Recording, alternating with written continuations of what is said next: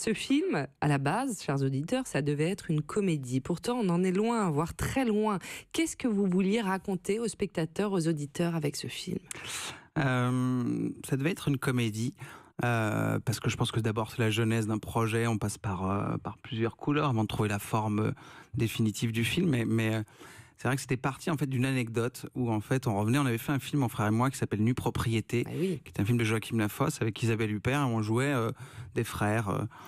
Et en fait, en rentrant de Venise du festival, on attend nos bagages, etc., les costumes.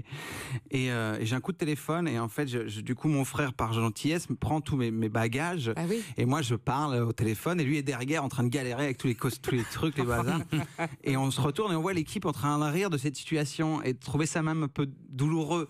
Et tout d'un coup, Pour Yannick, votre frère qui se retrouve à porter vos bagages. Oui, mais alors que j'aurais pu le faire moi. Oui, nous, on n'avait pas du tout ça cette image-là. Mais ça. en fait, ce que ça rejetait comme image aux autres, en fait. Et c'est ça, de là, on s'est dit, tiens, c'est fou, en fait, ce qu'imaginent les gens quand dans une fratrie, il y a une différence, quand on fait partie, qu'on a le même métier. Quand on veut faire le même travail. Le même travail. Et ben donc, forcément, il y a une position de voilà, on se dit, le pauvre, il doit souffrir, et du coup, il y a une comparaison. Mais ça doit être dur de dialoguer entre frères là-dessus, parce que mais nous, on a la chance. C'est pour ça que vous aviez voulu d'abord faire une comédie, parce que c'est plus simple d'en parler comme une comédie. C'est peut-être plus simple, mais surtout, on avait de l'humour et un détachement par rapport à ça. Nous, ça nous faisait rire, et c'était ça le départ, en fait. C'était pas douloureux, ça a été douloureux à des endroits, c'est pour ça qu'on a pu. C'était pas douloureux, mais c'est vrai que dans le film, Sam, enfin Zita Enro, donc qui joue Sam, la cadette, elle devient donc une actrice de renom aux dépens de sa sœur qui rêve, elle, vraiment de l'être. Vous êtes comédiens tous les deux, Jérémy et Yannick.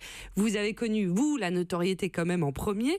Donc ça a dû être à un moment donné quand même compliqué à gérer. Peut-être même 5 minutes. Mais non, regardez, il n'est pas là aujourd'hui, donc je suis tranquille. Hein. Ah bah oui. Oh non. Ah oui. Vous m'avez invité seul. Regardez.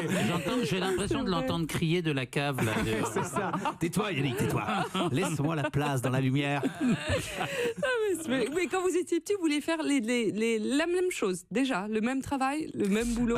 Mais ça s'est fait, on a 6 ans d'écart, donc, mais on sait jamais, moi, on a un père en commun, parce qu'on est des demi-frères, on a un père en commun qui est ostéopathe, nos parents sont pas du tout dans ce milieu-là, et c'est vrai que mon frère, très vite, s'est rapproché du théâtre, voilà, et puis moi, de mon côté, très jeune, je tenais une caméra, et je tournais des espèces de Vous faisiez déjà des vidéos ensemble, un peu, c'est irregardable, hein, mais avec mes potes, on passait les week-ends à se filmer, voilà.